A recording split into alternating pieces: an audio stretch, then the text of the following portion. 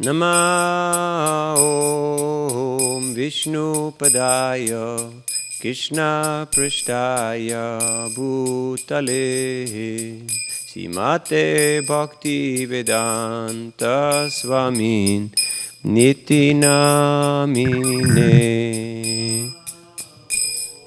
Can you give me the mridanga?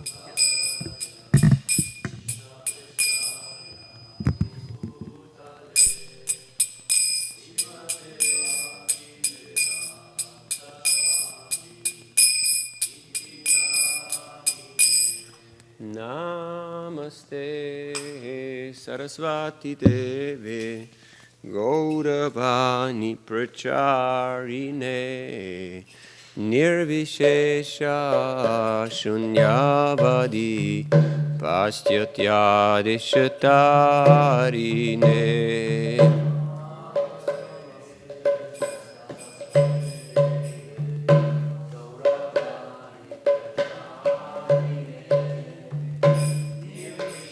It's okay.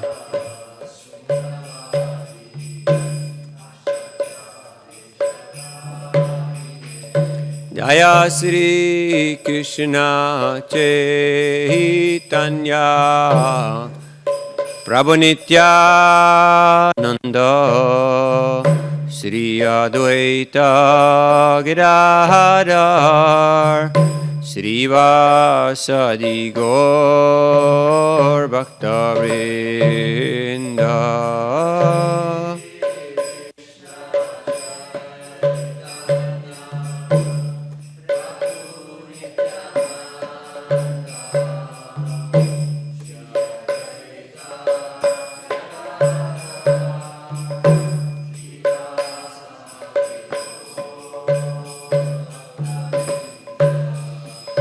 Jaya Sri Krishna Chaitanya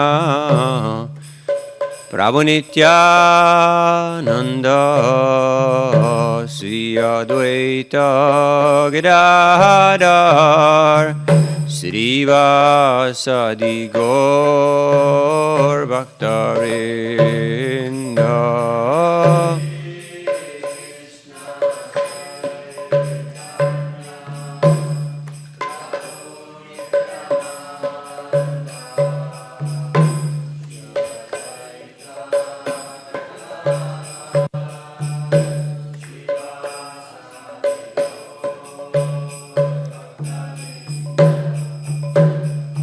Hare Krishna, Krishna Krishna, Hare Hare, Hare Rama,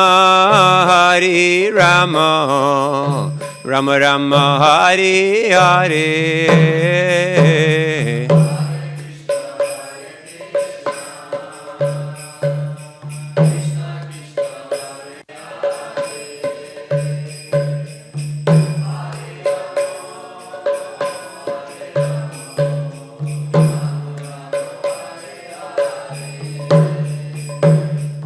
Hare Krishna,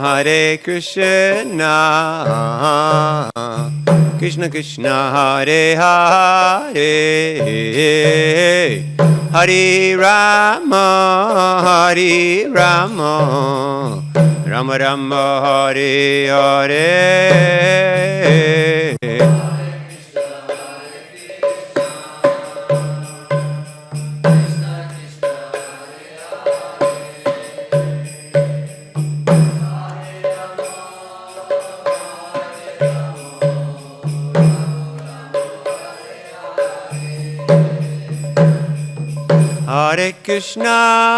Hare Krishna, Krishna Krishna, Hare Hare,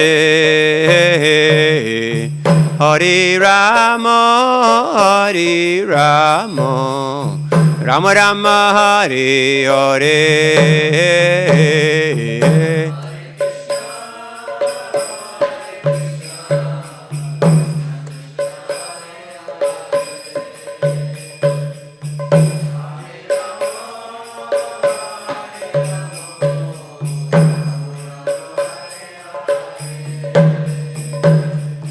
Hare Krishna, Hare Krishna, Krishna Krishna, Hare Hare, Hare Rama, Hare Rama, Rama Rama, Hare Hare.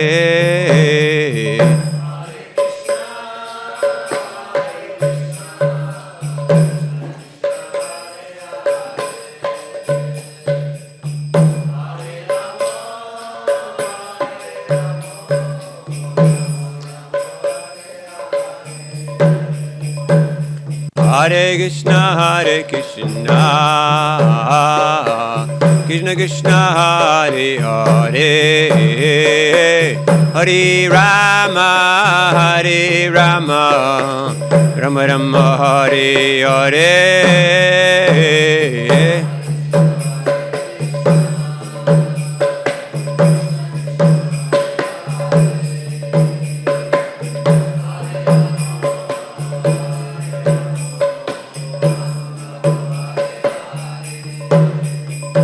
Hare Krishna, Hare Krishna, Krishna Krishna, Hare Hare, Hare Rama, Hare Rama, Rama Rama, Hare Hare.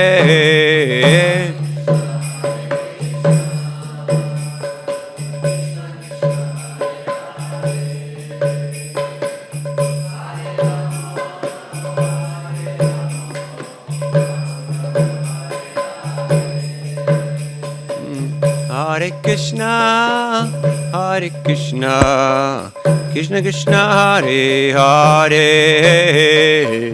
Hare Rama, Hare Rama, Rama Rama, Hare Hare.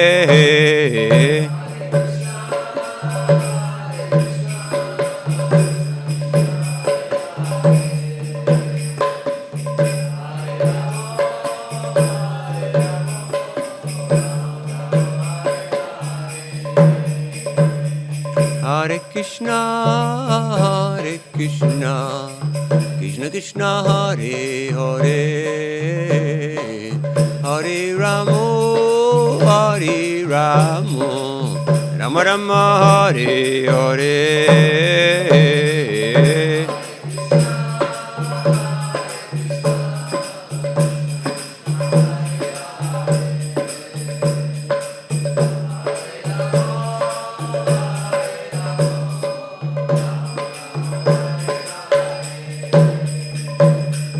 Hare Krishna, Hare Krishna, Krishna Krishna, Hare Hare, Hare Rama, Hare Rama, Rama Rama, Hare Hare.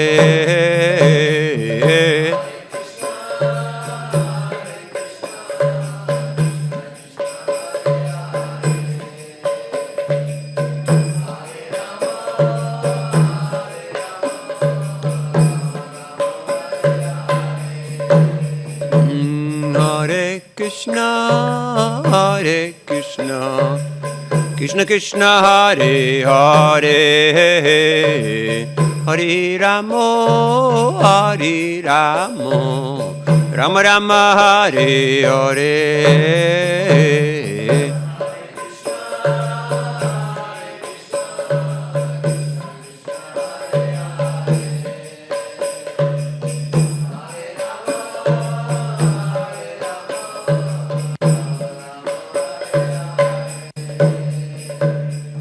Hare Krishna, Hare Krishna, Krishna Krishna, Hare Hare, Hare Rama, Hare Rama, Rama Rama, Hare Hare.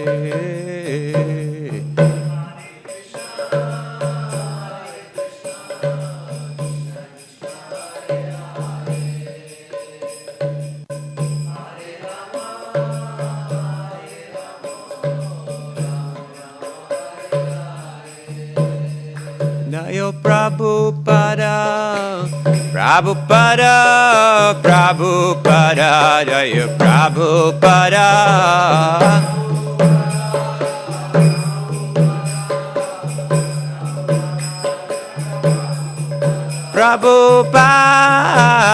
Prabhupada, Prabhupada Jaya Jaya Prabhupada.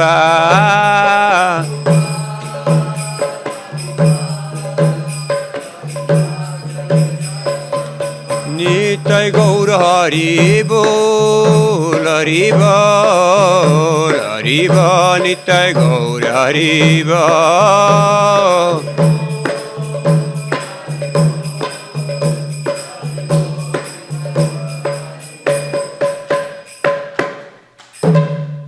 Nitai Gaur Premanandi, Shila Prabhupada ki, Harinam Sankirtan Yagya ki, Gaur Premanandi. Hare Krishna. So welcome everybody to the Wednesday program here at ISKCON of Silicon Valley in Mountain View. We're very fortunate to be here in the association of all the devotees. This is our first lecture here. So you're also here first time? You are? Okay. What's your name? Ankit from? I live in Santa Clara. Okay. But originally? Okay, from all over the place. Okay, and your good name? You are? Yeah. Mauro da Roma, vicino. Okay, Mauro from Italy. Also first time here in this place? You already been before, okay. And there's Jai Sachinandan, my friend from Ottawa, Canada. He's also here first time. So today's small gathering, we're going to have it interactive. We have time for questions. We can do whatever we want. So that's a good part. So we're going to speak about the role of empowerment in devotional service.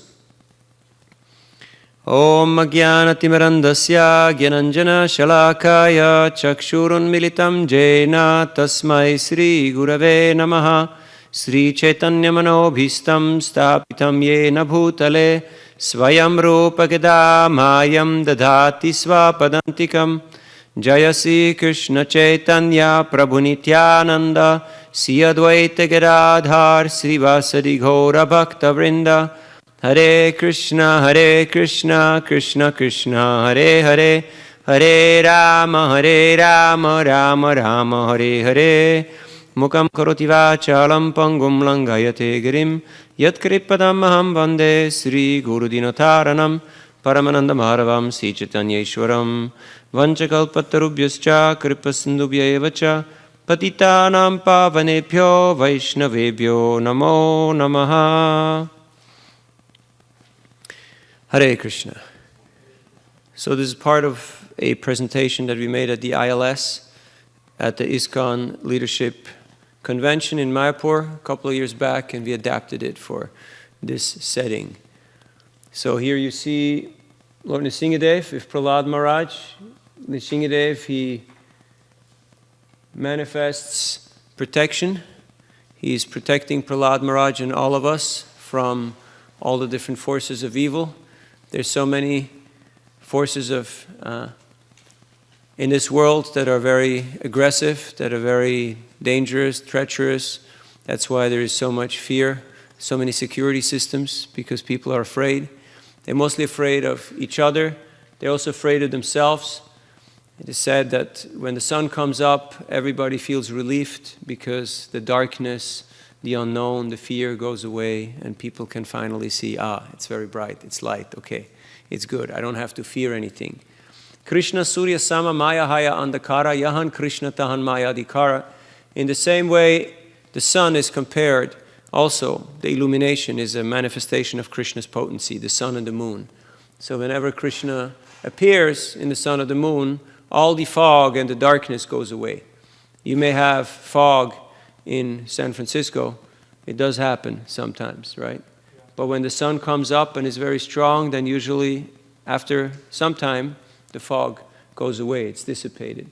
In the same way, sometimes in our own lives, you may find that there is some fog, some obscure things that are troubling us, that are confusing us. But when we are faced with the Krishna sun, when the sun of Krishna's teachings rises in our heart, then the ignorance, the nescience goes away. That's why we say a chapter of Bhagavad Gita a day keeps Maya away. when you study Bhagavad Gita every day, then this fog that always tries to creep in. You see how the fog creeps in, how it comes up from the bay, and it creeps in. In the same way, ignorance, tamagun, there's a constant battle, as it is explained in the Gita, a constant battle of the different modes that are trying to take over. Just like now, it's 6:20, and most of you have had already quite a long day. You've worked, you've done a few things, you've been to a few places, you talked to a few people, you had a meal or two, you did a bit of running around, and now finally you sit down. And what happens when you sit down? Ignorance, sleep. It tries to get you, tries to drag you down. Or when you're more in the mode of passion, it's a little more in the midday, and there's a lot of activity, there's a lot of pressure there to achieve. There's more that role there. But when our life is enlightened by the teachings of the Bhagavad Gita, we can actually overcome the lower modes of passion and ignorance. Tatara jastamo bhava kama loba deyaschaye cheta etara navidam stitam sattve prasidati. Cheta, or consciousness, becomes clouded. Our consciousness becomes clouded by the modes of passion and ignorance. Did it ever happen to you that you made a mistake of judgment because your intelligence was clouded? You thought something was like that, but it wasn't. But because the intelligence was affected by some different other factors, you did not make the right call of judgment. So it happened to everybody, not just me. It's a regular occurrence. In fact, we can catch ourselves on a daily basis making judgment, wrong calls of judgment. Because in the conditioned state, we're not pure. Our cheta, our consciousness, is not pure. It's not Krishna conscious. We're not connected with the Lord in the heart. Otherwise, Krishna, this is the internal GPS. Like your battery runs out, you got no signal, no connection, you don't know where to go. You can get lost pretty easily here because this is a vast jungle of many roads and many places. Yesterday we got lost because our battery ran out, so no more GPS. And we thought, no problem, we're over there. No, we're over there. Just keep on driving, you will find the place. And you find the place? No. You get lost. And what happens when you get lost? You have to pull over, you have to lower your window, and you have to ask somebody, excuse me, sir, can you give me directions? And one time we're in New York, and so there's a cop, a police officer. So the driver told the cop, well, excuse me, sir, I think I'm lost. And he, in New York, he said, now, are you lost or you're not lost? What is it? What are the two? That's New York. So when you're lost, you have to ask for directions. You have to get help. Now, a problem is that many people think they know, but they actually don't. If you ask them for directions and you ask them, are you sure? Are you sure this is the right way to go? Many people will say, well, I'm not so sure myself. So we're talking about the role of empowerment in devotional service because every effort takes a certain amount of empowerment. Otherwise, it doesn't happen. Now, there are different types of power. There are four main forms of power. Coercive power, force, might is right. Und willst du nicht mein Bruder sein, so schlage ich dir den Schädel ein. Which means in plain German, if you don't want to be my brother, then I will take the stick and beat you over the head. Or whoever has the bigger stick or the bigger guns, he is in charge. This is the lowest level of power. Brute force, argumentum ad baculum. It is the argument of the stick, which usually works for animals or people who are in animal-like existence. You can work with stick and carrot. You fear and incentive, fear and incentive, fear and incentive. Which one is it going to be? When you move up from that, we already talked about the incentive. You get to expedient power, bribe. You offer something which people find attractive. You offer them job, you offer them money, you offer them praise, promotion. There's something in it. What's in it for me? And a higher level up, legitimate power, the power of love. I'm motivated because of love, because I care for my family, I care for my friends, I care for my society, I want to do something useful. I want to make a change. We were in Stanford on the university campus just down the road today.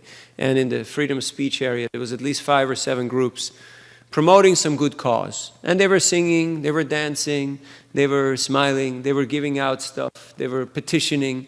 Why? Because they want to make a difference. They want to show that they're good guys. So that is called legitimate power on a material level. You can say goodness, passion, ignorance. And then you have spiritual power, Krishna Shakti, the potency. We know all these energies originate in Krishna. In their pure form, they're all coming from Krishna. But the spiritual energy, the Krishna Shakti, is what is interesting us for devotional service, because in Krishna consciousness, we cannot force people, we cannot bribe people, like nobody's here because they're forced to be here. Otherwise, there would be more people here if you could force people. You have to be here at least 3 times a week. Otherwise, you're not part of the thing. Right? No, it doesn't work like that. And you can't bribe people because most people, they're okay. You know, I'm doing all right. You know, it's not happening for money. And love is a big word, so we'll get to that later. So we're here because we want to experience Krishna's potency in his different forms, in his different aspects. We want to become touched and empowered by that potency so we can touch others in return and share that energy. Examples of spiritual empowerment in our tradition. Tene Brahma Hridaya Dikavaye Muyanti Ret Suraya, Tejavarim Ridam Yata Vinimayo Yatrati Sargo Visha, and so on. As it is explained in the beginning of the Bhagavatam, that Krishna, he empowered Lord Brahma to create. Because without that potency, nothing happens. Even when the universe is there and the universal form is there, unless the Lord enters within it and he gives it that touch of life, nothing starts to move. Like you have seen in your own life, sometimes you have everything for the job, everything is ready, but that force is not there. That inspiration, that empowerment is not being felt. So that comes from Krishna. Then, of course, Brahma, he empowered Narada, and so the Guru Parampara goes on, which is a succession of empowerment. Narada to Vyas, Vyas to Shukadev, Shukadev to Parikshit, Parikshit to Janamejaya, etc. Evam Parampara Praptam Imam Rajoshyo Viduhu, Sakaline Hamata Yoganasta Parantapa. So, if we want to get empowered, we have to realize where is the power coming from. Now, Hiranyakashipu, he also got empowered. He performed austerity, he did penance, and he got some power from Lord Brahma. He got a body that was practically invincible.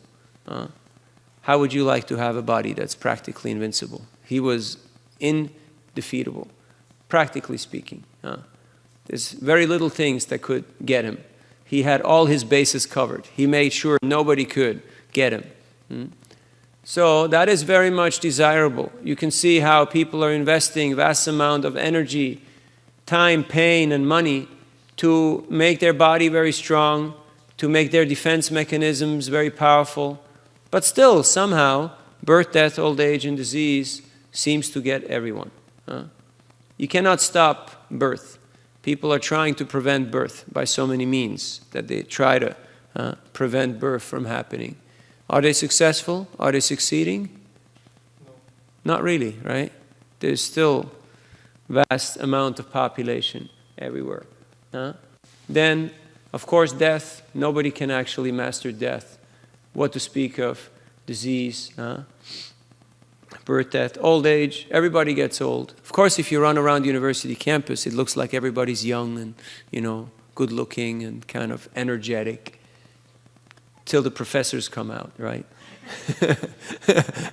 Then you're like, whoa, what happened?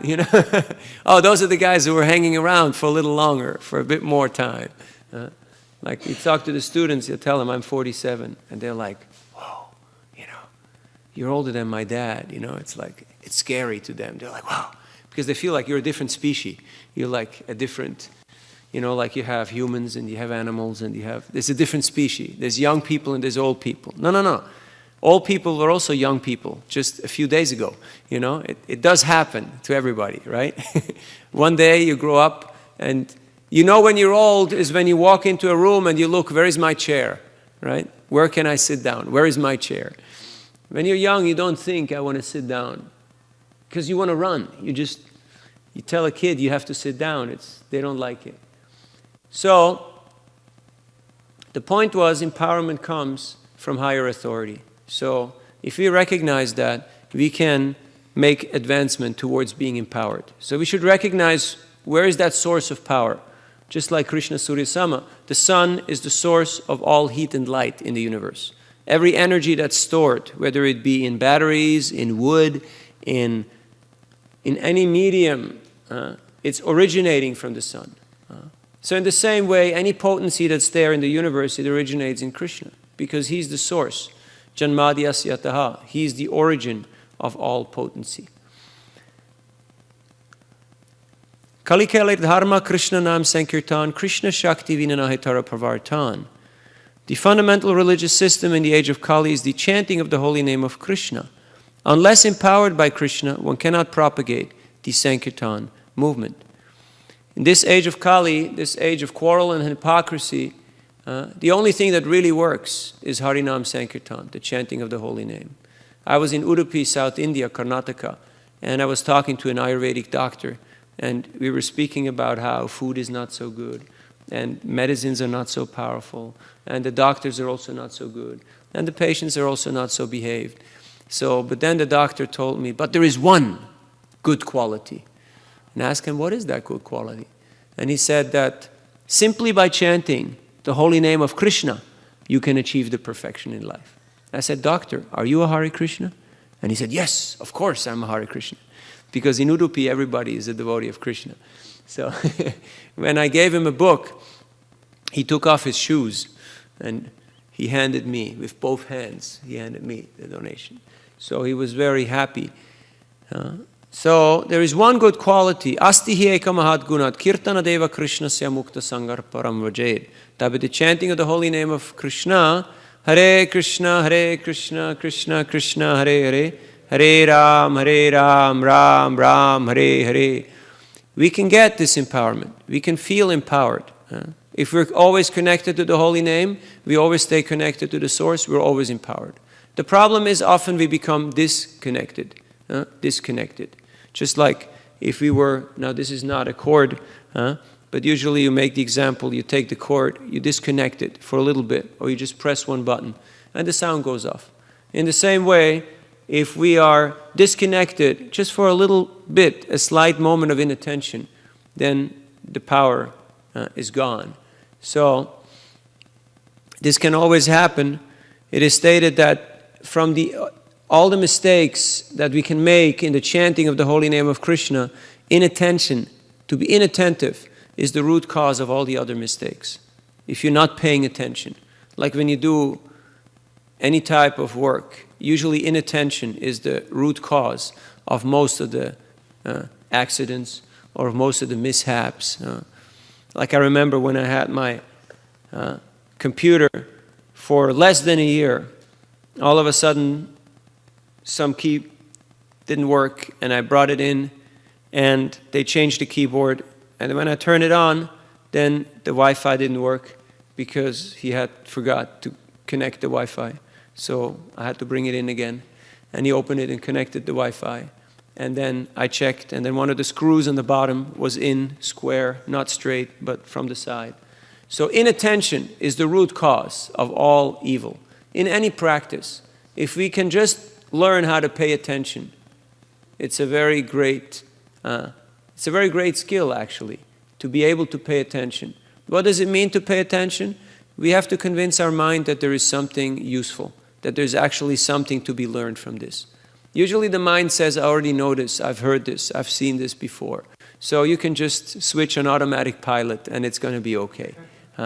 So we become disconnected from what's going on. It doesn't really touch us. So Krishna, through the potency of the holy name, he is empowering every living entity, and if we want to spread this Sankirtan movement, if we want to do good for others, then we should try to actually engage in this Sankirtan process. Sankirtan means chanting of the holy name of Krishna and giving people the opportunity to hear and chant the holy name of Krishna. Everybody wants to do good. They try to do good somehow. Save the environment, help the planet. What was it they were doing today? No, on campus. They had so many causes there. One thing was, I think, for the environment. Something to do with water, something to do with recycling. There are different causes, different kind of concerns that are very important to people. So, we want to clean up the spiritual ecology in the hearts because there is lust, anger, envy, greed, illusion, madness. These 6 enemies, the highway robbers, Kam, Krodh, Lobh, Moha, Mada, Matsarja, they're always plaguing, they're hijacking the living entities. They're like thugs. They're coming and capturing the living entity at a most unopportune moment, and they get hijacked. So, by taking the medicine of the holy name of Krishna, we can actually become immune. We can become fearless by chanting Krishna's name and by taking Krishna's name in humility and sharing it with others. And by developing this taste for Harinam, our attraction for the material world will reduce. We will become more immune to the different factors of this world. Shila Prabhupada, he met his spiritual master, Srila Bhaktisiddhanta Saraswati Thakur, and on their first meeting in Calcutta, on the roof of the Chaitanya Mat in Bagh Bazaar, no, it was Ultadanga Junction, when Srila Prabhupada met his teacher, his Gurudev, he got the instruction, you're a very intelligent young man, you should spread this Krishna consciousness in the English-speaking language all over the world. When you write, then this will be good for you, and this will do good for others. So on the first meeting, he received the empowerment from his Guru. And when you get an order, when you get an instruction in the spiritual science, the potency, the capacity, the ability to carry out that task is included in the instruction. It's not that you have to go somewhere else to gain the strength or the empowerment. But when you get the instruction, the potency to carry out the instruction is included in the instruction. That's quite good. It's 2 in 1. Comes automatic. But it means we have to accept the instruction without ulterior motive. Sometimes the mind is tricky and we think, okay, what can I get out of this? Or how can I avoid this? Somebody asks us to do something and we think, oh, how can I avoid this?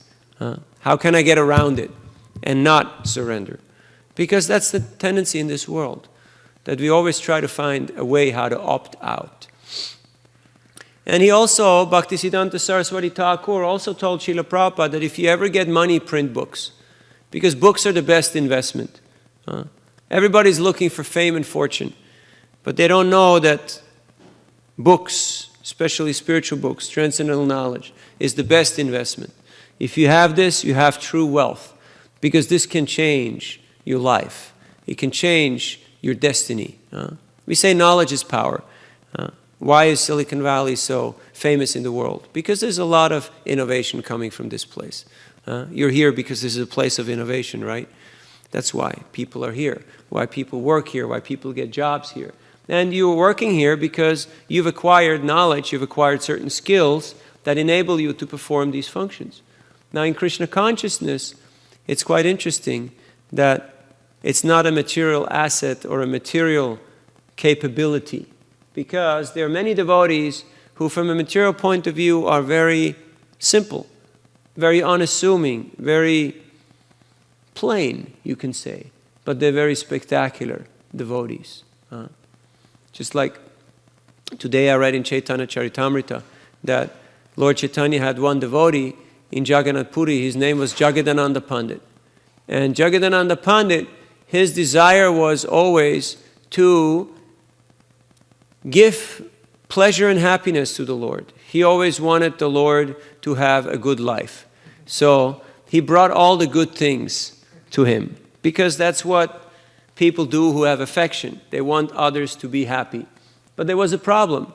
What is that problem? Lord Chaitanya, he was in the role of a sannyasi, a renunciate, a monk, a mendicant. So he could not accept all these opulent gifts that were offered to him by Jagadananda Pandit.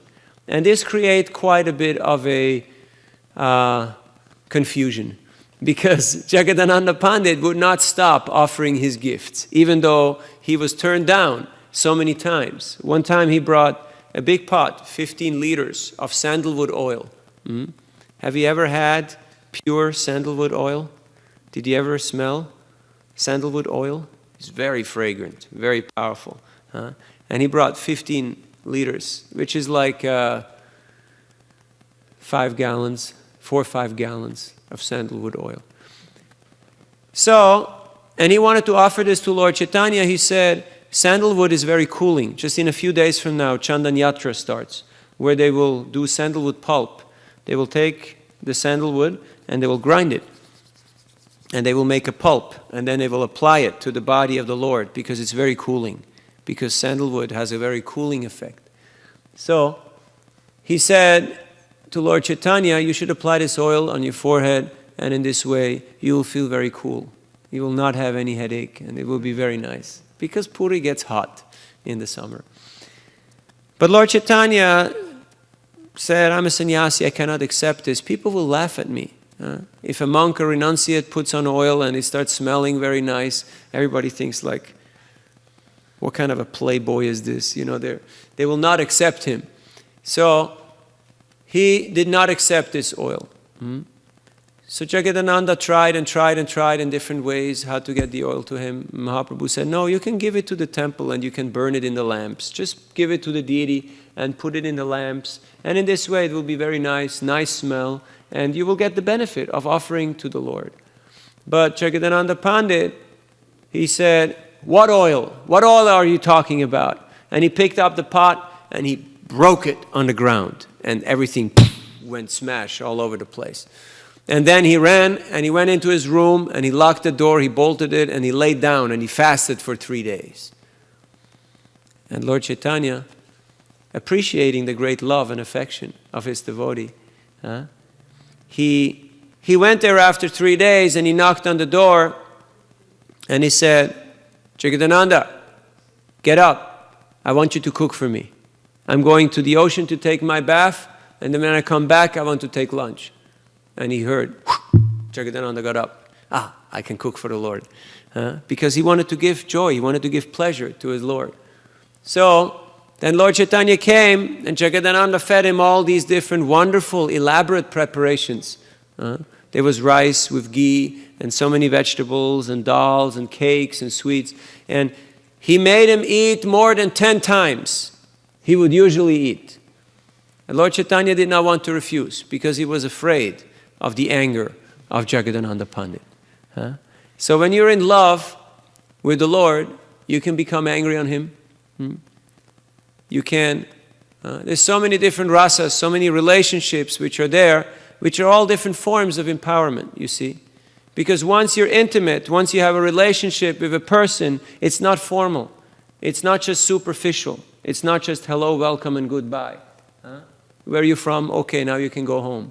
But when there is a relationship, there is trust, then people can interact much more freely and overstep these boundaries of social norm and etiquette. Usually it's not common that a person comes and meets a teacher and he gets his lifetime instruction right on the first moment when he meets his teacher. So, Shila Prabhupada got this instruction, if you ever get money, print books. And Prabhupada always kept this very much in the forefront, that books first, print books, because he knew that books are the basis, on books everything is built. And so he made sure that the books were published and the books were distributed. So the foundation is that people understand that this Krishna consciousness movement is meant to create leaders, is meant to create people who are exemplary, who can guide others, who can motivate others. And that requires a attitude of encouraging. A sadhu or a saintly person never discourages anybody. They always encourage people to progress, to make advancement. They never discourage anybody. Because devotional service is individual, spontaneous, and voluntary. This famous letter of Prabhupada to Karandar in 72, that's where the ISV comes from. Individual, spontaneous, and voluntary. Very important statement. And Shila Prabhupada himself pointed out that we're not ashamed to admit that this fact was experienced in our practical life. Were we not favored by His Divine Grace, Srimad Bhaktisiddhanta Saraswati Goswami Maharaj, by our first meeting for a few minutes only, it would have been impossible for us to accept this mighty task of describing Srimad Bhagavatam in English. Without seeing him at that opportune moment, we could have become a very great business magnate, but never would we have been able to walk the path of liberation and be engaged in the effectual service of the Lord under instructions of His Divine Grace. So Srila Prabhupada's life, as he describes it, was on a crossroad, on a junction, and because of being touched by his spiritual master, he was empowered to embark on this mighty task of writing Srimad Bhagavatam. Of course, there was a lifetime in preparation. There was many things that led to this voluminous labor of love of producing the Srimad Bhagavatam. But we are analyzing empowerment and how we can become empowered ourselves. Who here likes to become empowered in their life? It's a rhetorical question. We all want to get that feeling of empowerment so we're capable of actually making a contribution. Krishnadas Kaviraj Goswami, the author of Chaitanya Charitamrita, he lived in Vrindavan and he was the senior most Vaishnava. He had heard personally from the direct associates of Lord Chaitanya, but still he felt unqualified. So, which shows us that the mood, the attitude of a devotee is to be humble and to always seek blessings and guidance. He could have just said, okay, now I've done my research. I've interviewed all the people who saw Lord Chaitanya. Now I'm just going to sit down and write this great epic, and it will be the best book ever because I've got the best source material and I'm the best person to write it. I'm most capable of delivering this task. But Krishnadas Kaviraj Goswami, he prayed intensely and he begged for inspiration. Yeah, please, it's for you. Welcome. He begged for empowerment to write this wonderful literature of Chaitanya Charitamrita. He got blessings from the Lord, blessings from the different devotees, and he is even asking for the blessings from his readers, which is quite unusual, because usually the author is somewhat feeling above the level of his audience, of his readers. But here we have an author who is asking for the blessings of his audience, of his readers, to become empowered, to become enabled to compile this magnificent work of Chaitanya Charitamrita, which shows that humility is the key. When we're actually grateful, when we're actually humble, we can become empowered to do great things, to do wonderful things. Empowerment is not necessarily about skill or all these other factors, but it's about receiving and sharing with an open heart. So the question remains, where to begin? Where do we start? We heard a few things. We had a few ideas. So where do we start? For me, empowerment starts when I walk and reflect on a daily basis. Yesterday I went with my friend Jai Sachinanda Prabhu to Muir Woods. How many of you have been to the redwood forests in Muir Woods? You've been there. Okay. If you haven't been, you should go. It's very amazing. And so I regularly go to special places, but daily I try to walk and just process. You just process. You reflect and you introspect. Because we are always constantly bombarded by the weapons of mass distraction. There's so many things that are constantly pulling at our attention that we hardly have time to connect with the Lord of the heart. Krishna is there, sitting in our heart, ready to give us guidance. Upadrashtanumantascha bharta bhokta maheshwara paramatmeti chapyukto desmin purushakpara. But we can't hear him. Even if Krishna is pretty explicit, pretty direct and loud, we can't hear him. Because we're not sensitive. We're not really introspective. So as a daily practice, to walk and to reflect. Shila Prabhupada went on a morning walk every day. Yesterday I went also with Guru Das to Stove Lake. How many of you been to Stove Lake? It's there in Golden Gate Park. Stove Lake. Prabhupada walked there. Guru Das was one of the early disciples of Shila Prabhupada. They started the second temple in San Francisco. After New York, San Francisco was number 2 in ISKCON. It's early 60s. So he told me how he walked with Shila Prabhupada near Stove Lake, and there was a bunch of ducks. There was a bunch of ducks sitting there. So one of the devotees went, hush, hush, hush, ha, ha, to kind of hush the ducks out of the way.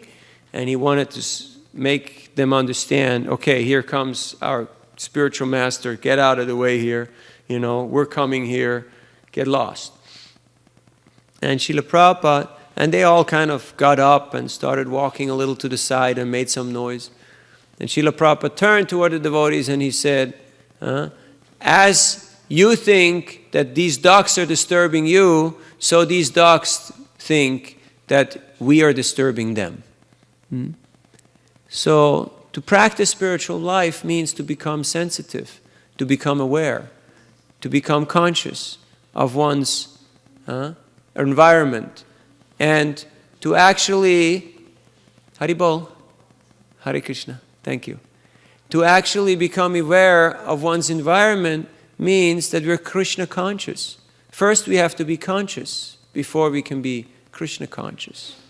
So they walked around Stove Lake and they saw all the beauty that was there. And Prabhupada appreciated it very much. And then the next day he didn't walk around, he just walked up and down. And he also taught Guru Das, he told me yesterday personally, that he taught him this lesson, that we should appreciate nature's beauty, but we should not become lost or enamored or overly absorbed in it.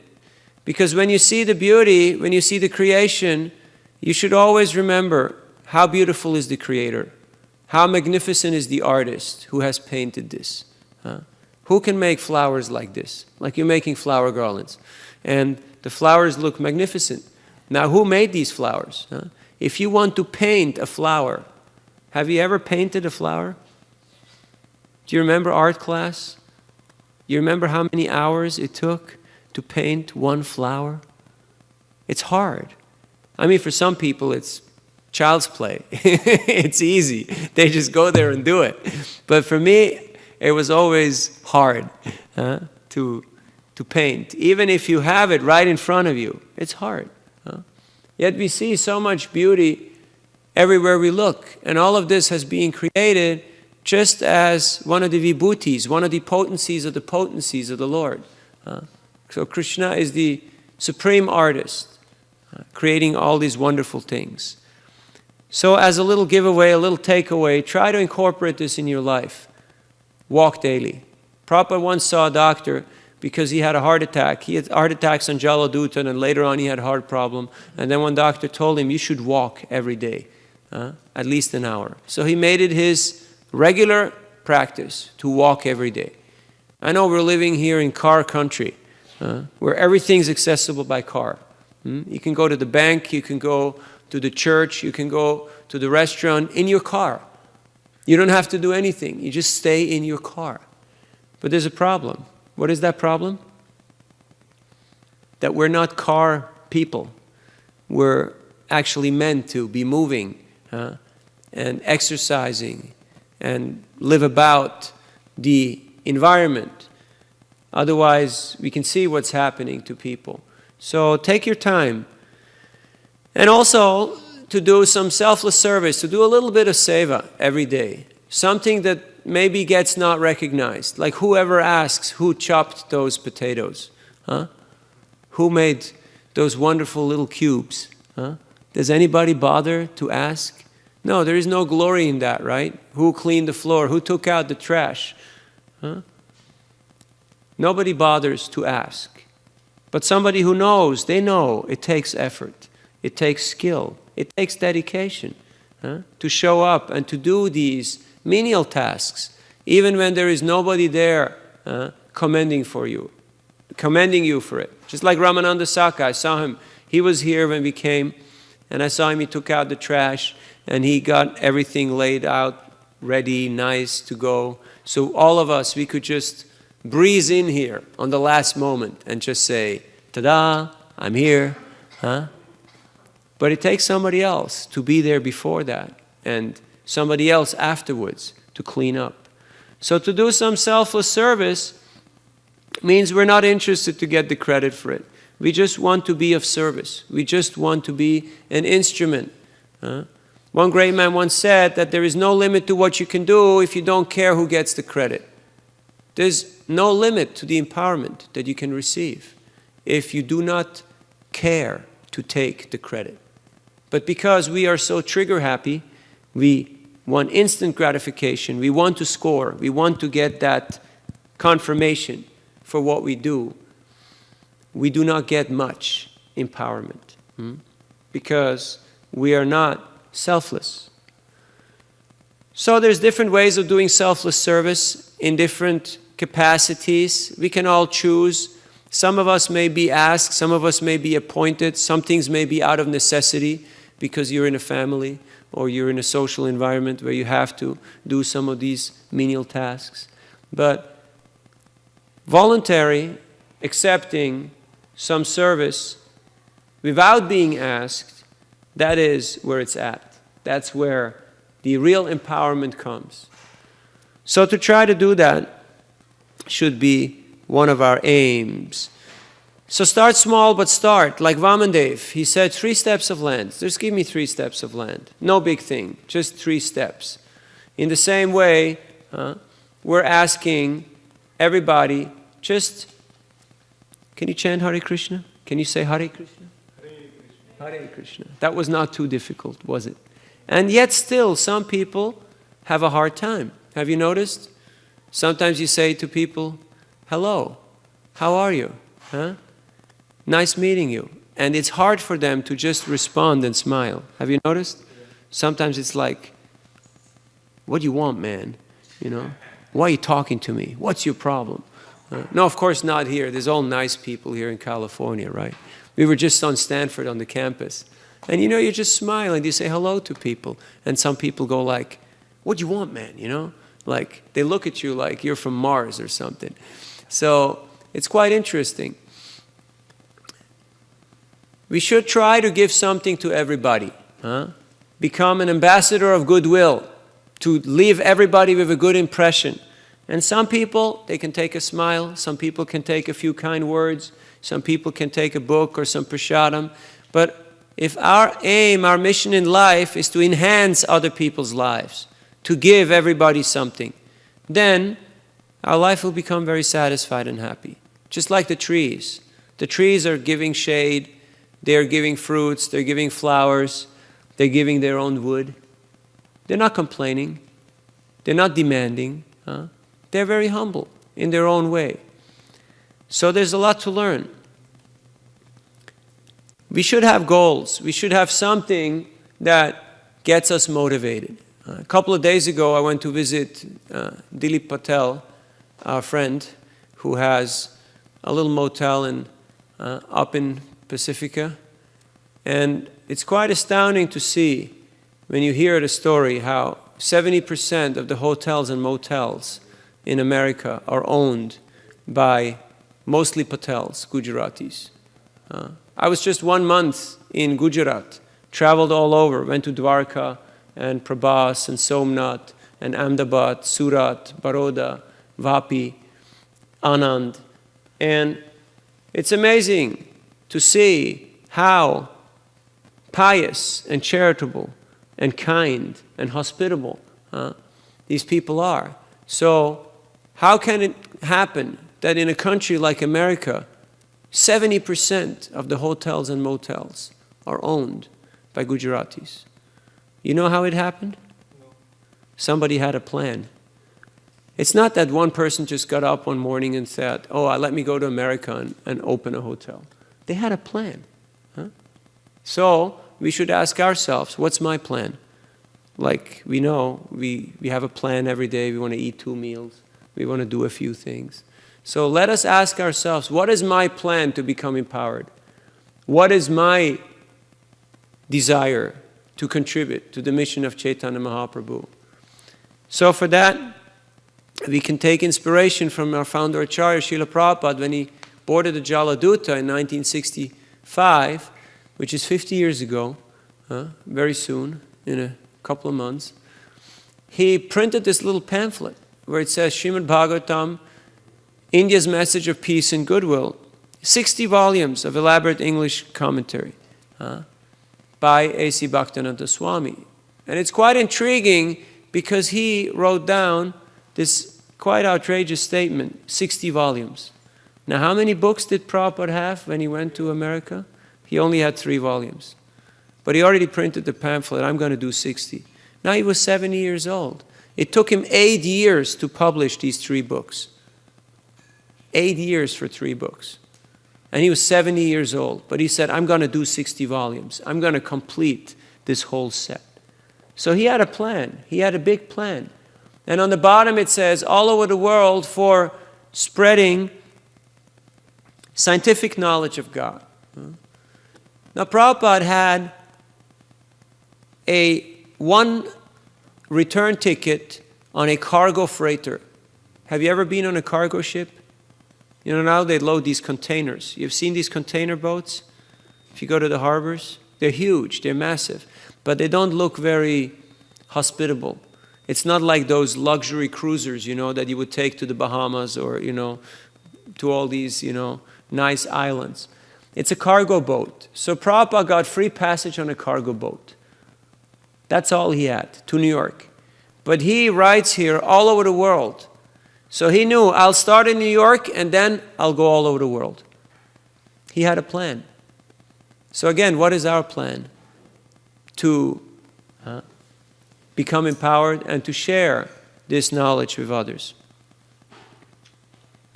We have the weekly Sankirtan festival as one of the different activities that we can aspire, that we can plan for. Just like on Friday, we're going to go to Palo Alto and have Harinam, chanting, and book distribution.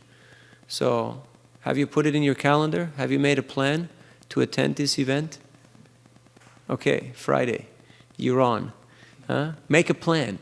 Because unless you have a plan, it's not going to happen, for the most part. It just doesn't happen. Because we're too busy in survival mode, just getting things done. So, as a little homework, you can either write it down or take a mental picture or take note of it. Let us brainstorm opportunities for our own Krishna conscious life. Krishna consciousness is a world of opportunities. As you can see, there's a lot of free spaces, there's a lot of free seats here, there's a lot of opportunities for service, there's a lot of opportunities for growth and expansion. Nobody can say, oh, I'm being kept down, I'm stifled in my progress, I can't take charge or leadership. If you want to have opportunity in life, there's plenty of that in Krishna consciousness. So to brainstorm means you just write down whatever comes to your mind. What is it that you would like to do for Krishna? What is it that you like to do? And how can you connect that with Krishna?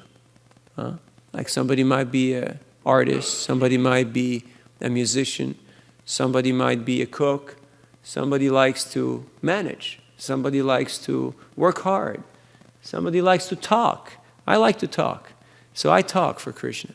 That's my little humble contribution. So figure out what it is that you like doing and do that for Krishna. It's not so complicated. Arjuna was a fighter. He fought for Krishna. Krishna didn't tell him, no, you have to change. We need more of, of these guys over there. No, he said, okay, you be who you are, but you do that for me. And then you make a practical plan to get empowerment. A practical plan, not an impractical plan.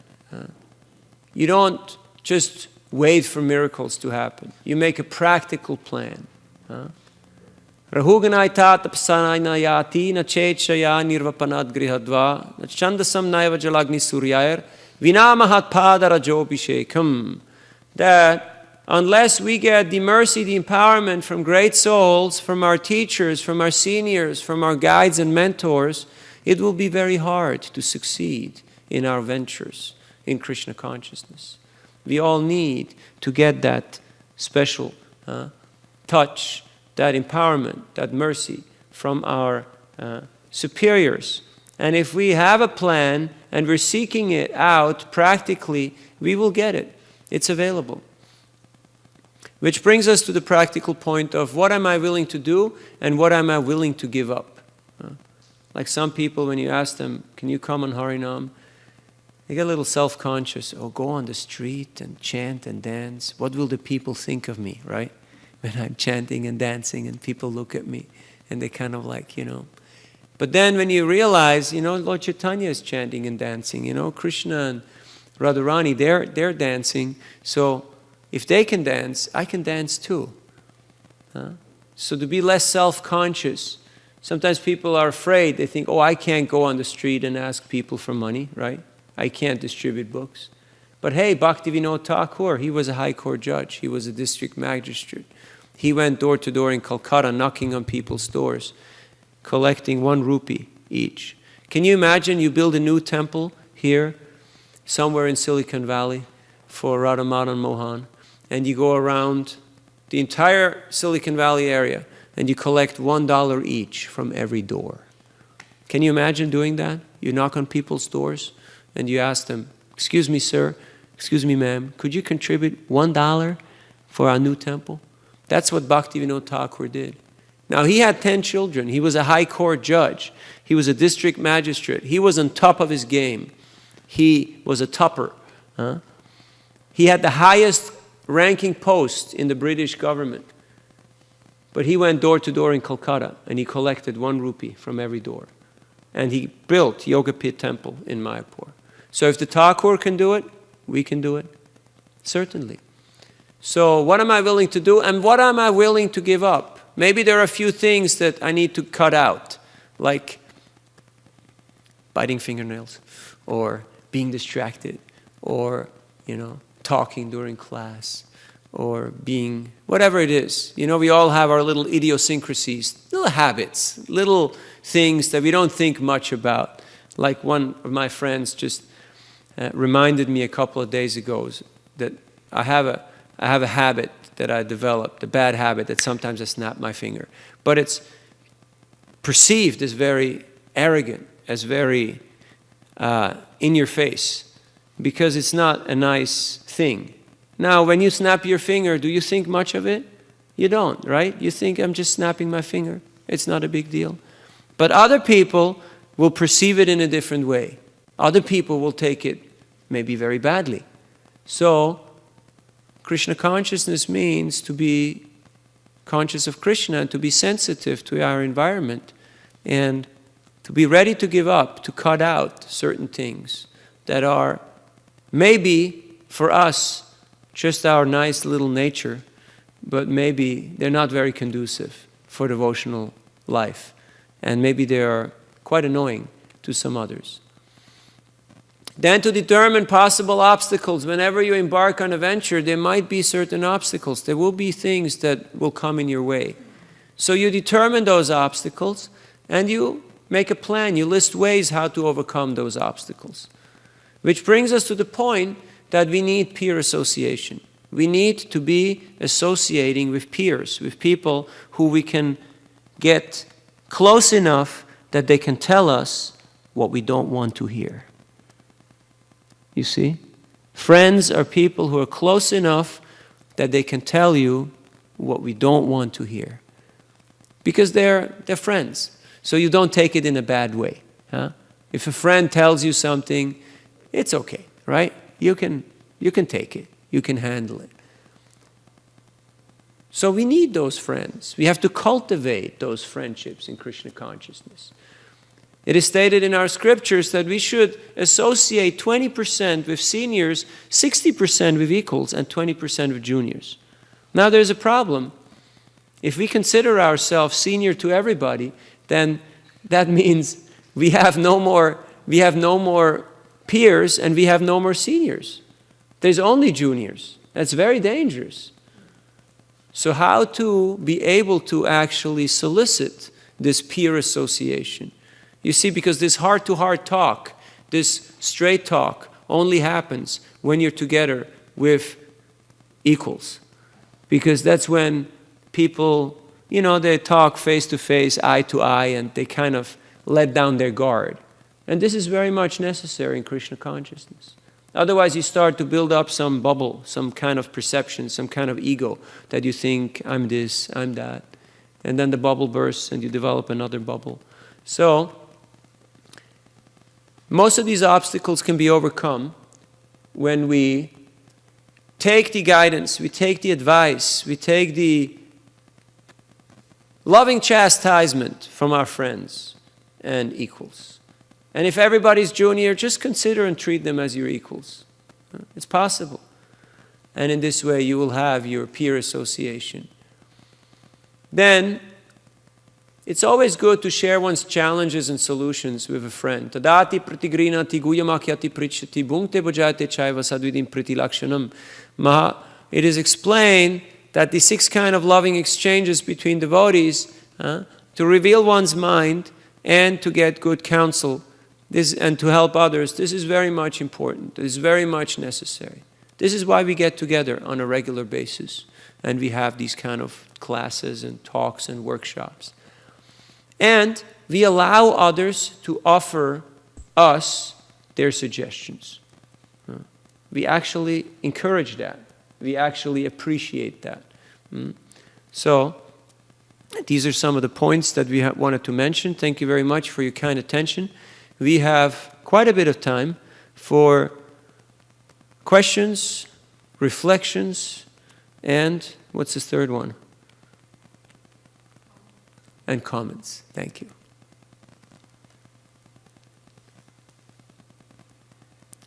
You know where this is? San Francisco Airport. I think so. That's what he told me. Yeah, you see the people with the luggage in the back. This is His Grace Vaisheshika Prabhu and His Holiness Japataka Swami. Quite a few years ago. On book distribution at San Francisco Airport. So we have time. I would like to invite your questions, comments.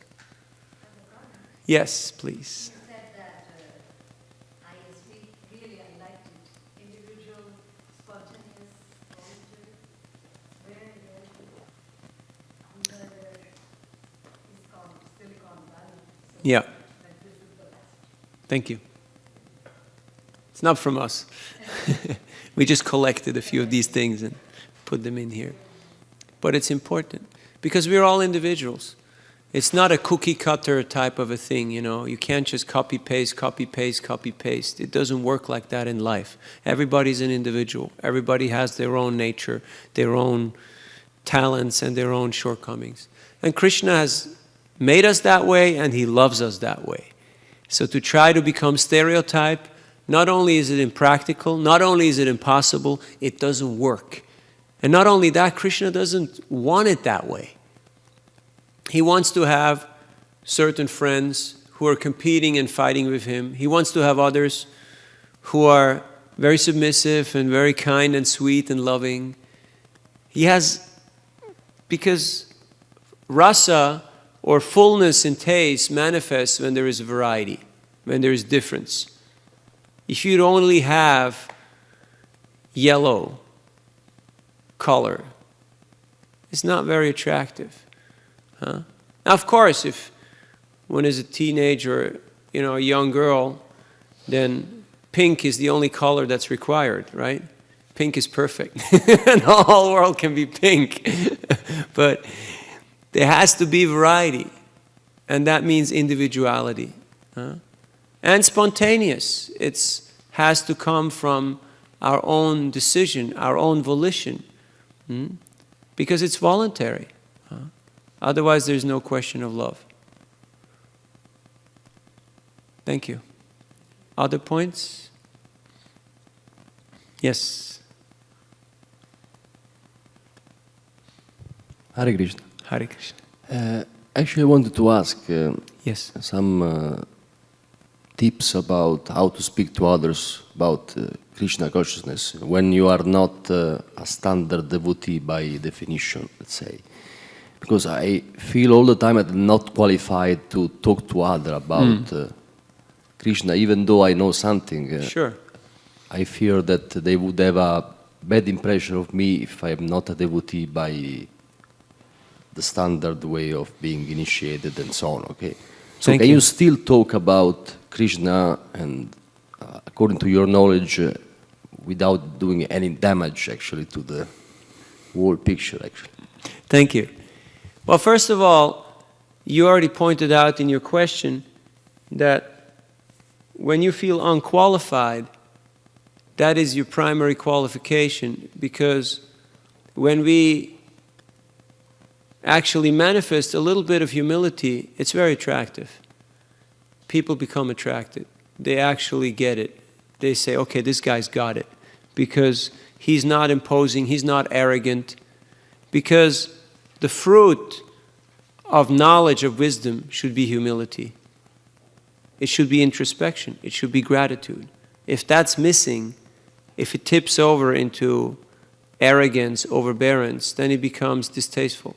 So, as you mentioned and exemplified in your question, if we have this feeling of inadequacy, that I am not perfect, but I'm trying to help, that I'm trying to share something that I feel strongly about with another person, then people will sense that, first of all, you're sincere, because you're not trying to pose as something that you're not.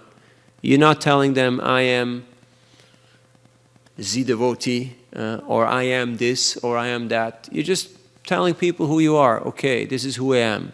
I'm practicing this. This has worked for me. And why don't you try it out also? So, second part, there is no such thing as a typical devotee. Because to be a devotee of Krishna is not about the dress, it's not about the name, it's not about how much you know, it's about your realization of your heart.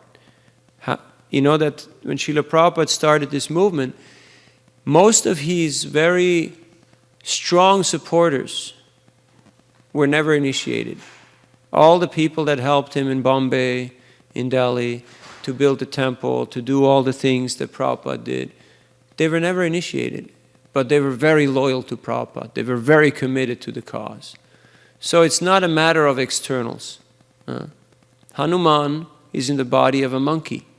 Garuda is in the body of a bird. So it's not even about your physical form, your appearance. Prahlad Maharaj, Dhruva Maharaj, they're 5-year-old boys. Some are very, very old and ancient. So Krishna consciousness is really about your state of your consciousness. Now, how to translate that into actually helping a person and telling them something that's attractive or appealing? Well, what I usually try to do is I try to connect with the person and see where it's at, what kind of mindset this person has, and what can they appreciate.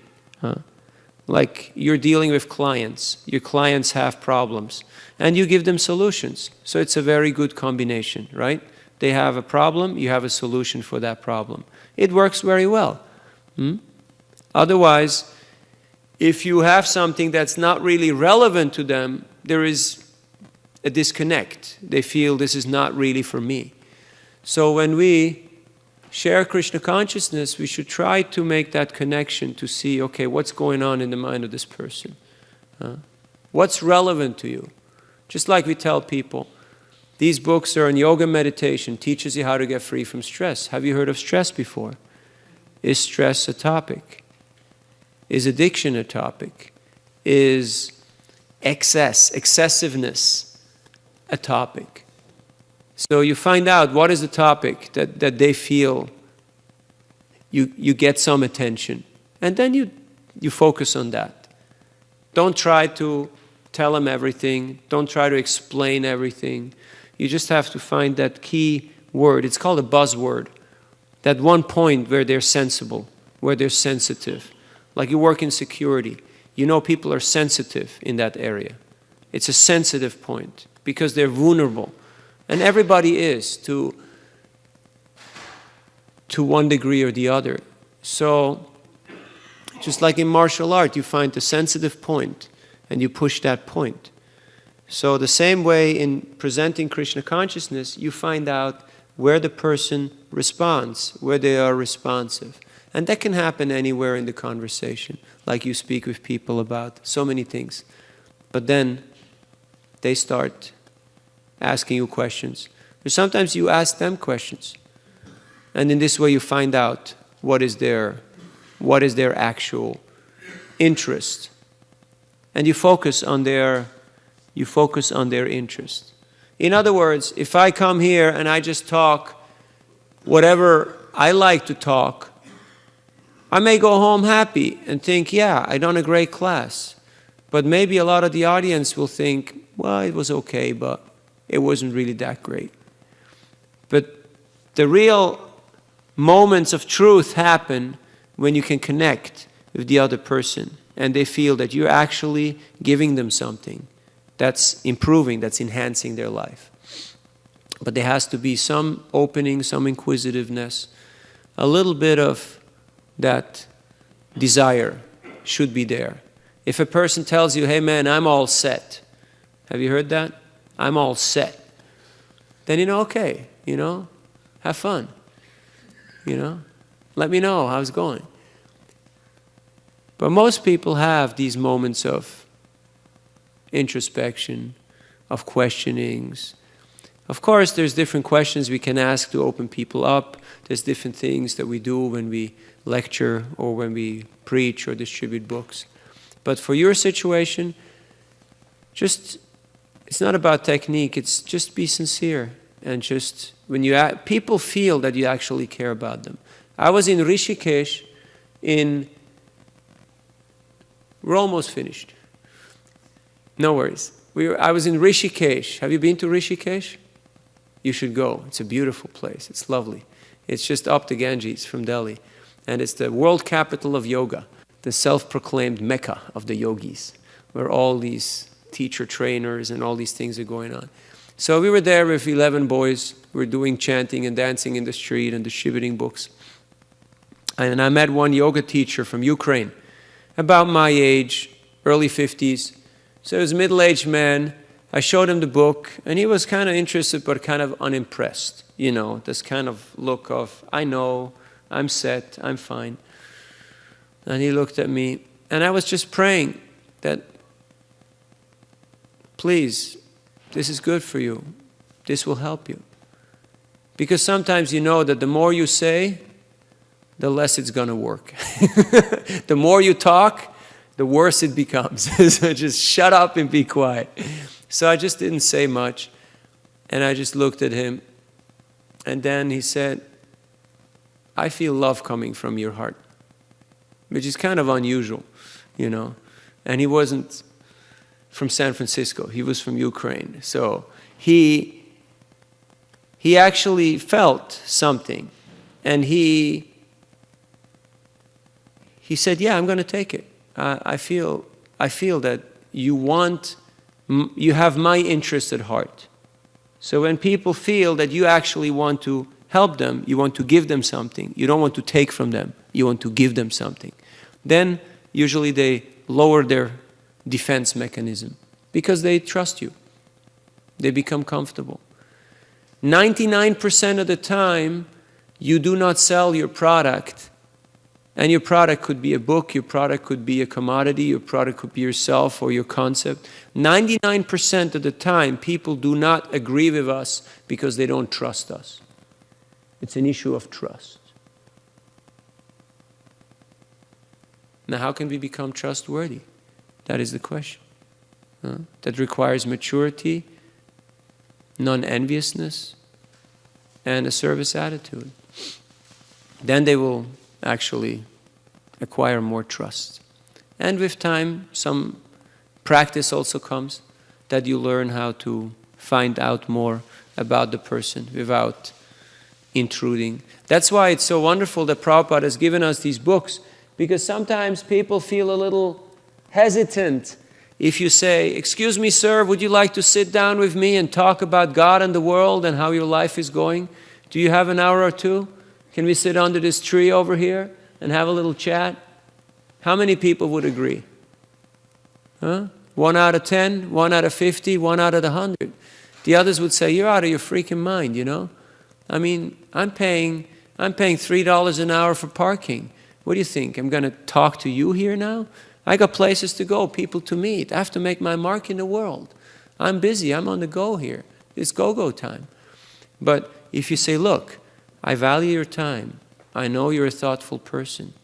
This will enhance your life." You know, Thoreau got something out of it. Emerson got something out of it. Gandhi got something out of it. Maybe you can get something out of it too. What do you reckon? Then, if you give people books, you know, books are less intrusive than people. Because this looks very unintrusive. This looks very kind of calm and peaceful. And, you know, it's chill. Whereas if you have a person, you don't know what you expect. But a book, it's kind of very predictable in some ways, right? So, I have learned that most people, their appetite for human interaction is very minimal, because they have learned to interact with toys, with machines, but not with people. They feel uncomfortable being around people. It's amazing. Like, you go to India, what do you see? You go to a train station, people sit down, they spread their little cloth, and they have lunch there in the train station. Have you seen? Have you seen this here in America? No way, right? People just sit down and eat and talk with each other anywhere, because they know it's all about human interaction. It's all about this. Okay, we got to talk here, you know? And they all sit in a huddle, and they all put the food, they pile it up in the middle, and then they all start, you know, woofing it down, and they, try this, try that, and like that. The whole discussion is going on. But here people are afraid of that. They with their little thing to drink and their little phone, and they're like a bird pecking. Okay, don't intrude, don't look at me. It's insecurity. It's called fearfulness.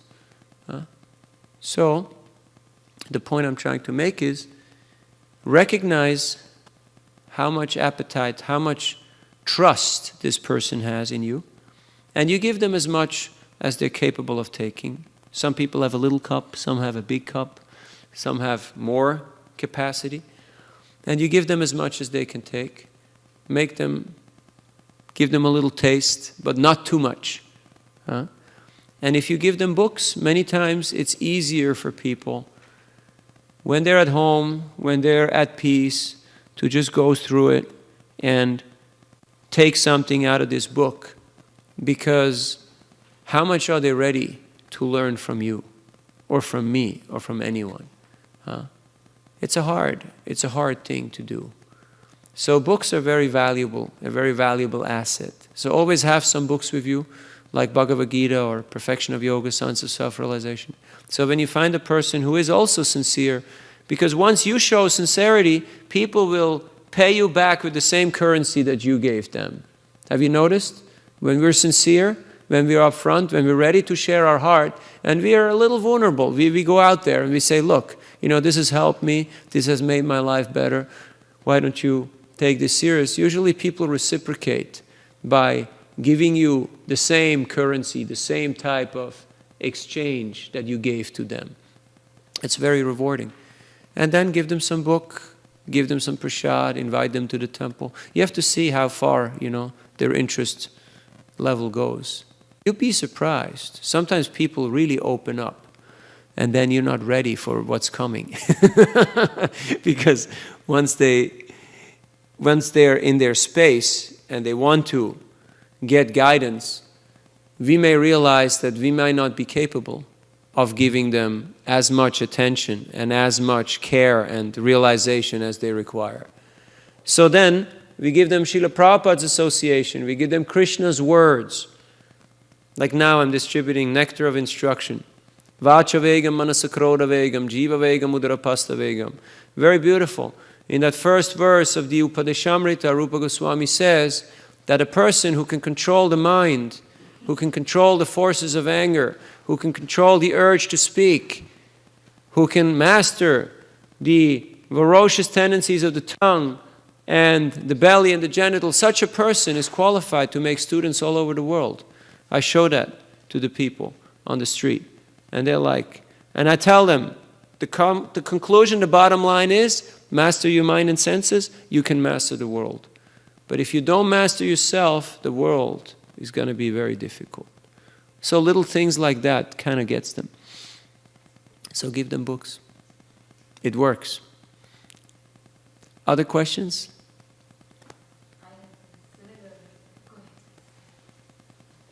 Please. Hare Krishna, welcome.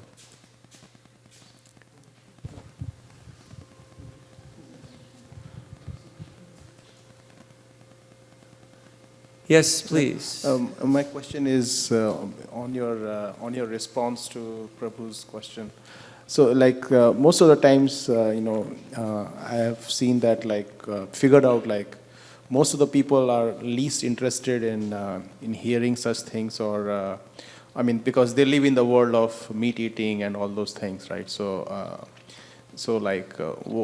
One strategy is let them be where they are. Do nothing basically, right? Do nothing basically. Just let them do whatever they want to do. Yes, Yes, please. Yeah, because in that case you don't become vulnerable and screw your own well-being, right? And the other strategy is to take a risk, as you are saying, figure out their interest, right? But their interests don't match. You see, what you want to offer is not what they want, right? No, not necessarily, because everybody's looking for the same thing. Everybody looks for beauty. Everybody looks for power. Everybody looks for knowledge. Everybody looks for wealth. Everybody looks for strength. Everybody looks for wisdom. Everybody looks for love. So what are they looking for? They're looking for Krishna. They may call it something different. They may think it's that car, or it's that girl, or it's that commodity, or it's that gizmo. But actually, everybody's looking for Krishna. And you have the source of all of that you can give them. So, one very powerful technique is not to focus on the negative, not to get absorbed in all the defects, but to try to find that one spark of positivity. And that's there in everybody. Just like I ask people, where do you come from? And, where do you come from? Roma. Oh, that's where all the nice people live, right?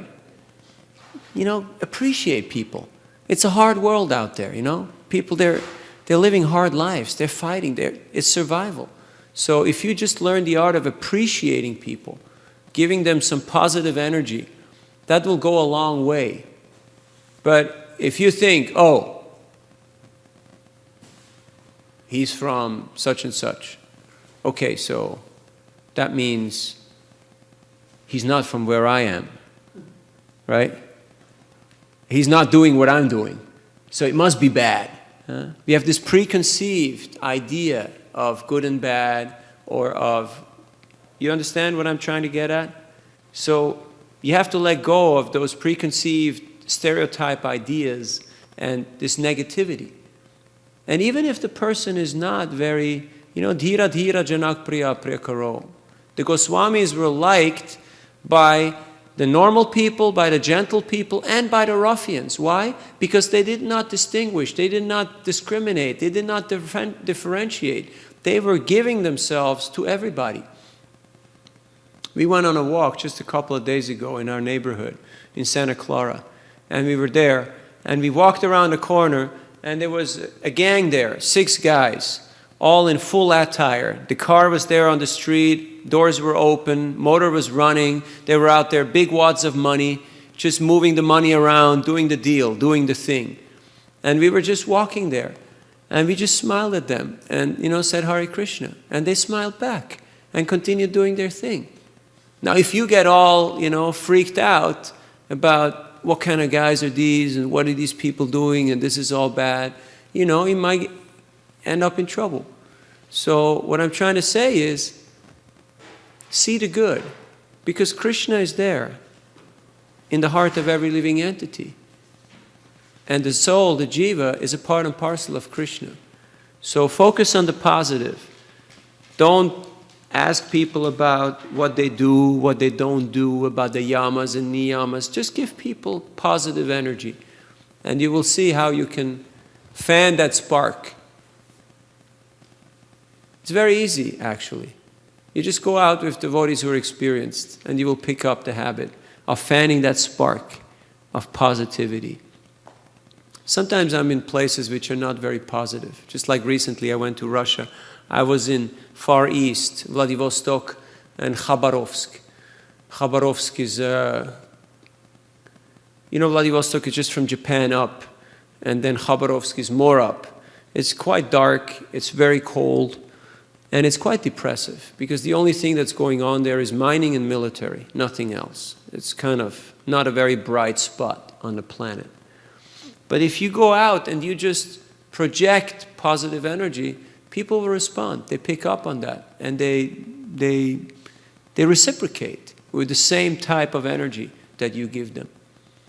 So work on yourself. That's why Sankirtan is a school of life. That's why it's good for us to do this. Because people are a reflection. They are a mirror of our own selves. That's why it's sometimes so hard to be around people.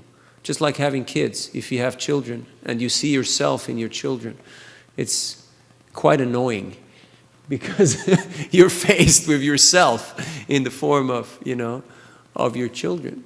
And it's very evident. So, positive energy comes from Krishna. It's possible. It takes a little practice, but it can be done. Other questions? You were next, and then we have one in the front. Yes, please. I just wanted to say thank you, Hare Krishna again. Thank you. Welcome. You answered the question I was about to ask. This gentleman did that. The person who hasn't read 18 chapters of Gita yet and go out to distribute the book, how qualified that person could be, because they haven't read the book themselves yet. So.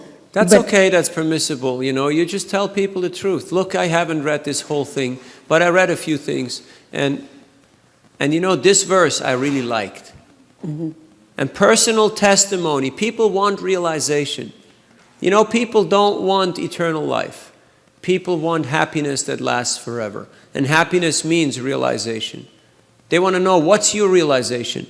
What is it that got you into this? Isn't that the question they always asked? Huh? But Mauro, why are you doing this? Huh?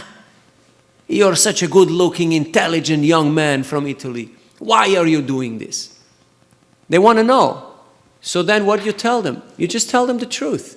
This is my realization. That's where it clicked, where I had my moment of truth, where things started to make sense. So it's not about how many books we have read. It's not about how many places we have been, how many languages we speak, how many people we know. It's, do we have realization? Do you, on this, when you said enhance people's lives, right? So Yes. where do you start from? Of course, ourselves first. Charity but then- starts at home. First you Yes. give yourself Correct. the gift, and then when you have something, then you share it with others. Thank you all for coming. Hare Krishna. Please take some prasadam. Can you make sure they get prasadam? So, charity starts at home. You first accept, and then you share. Yes. And in this way, it's a natural process. So how do they pick people? I mean, do they pick some areas, zip codes, or just go somewhere? What? There's different strategies. I see. You can go anywhere. I mean, first you work with what's closest, which means family, friends, neighbors, colleagues, people around you. You work your block, you work your zip code, you work your city, you work your country, you work your planet, However far however big your heart is, you extend. Like Prabhupada, his heart was so big that he extended his compassion to the whole world, to the whole universe. That's pretty big.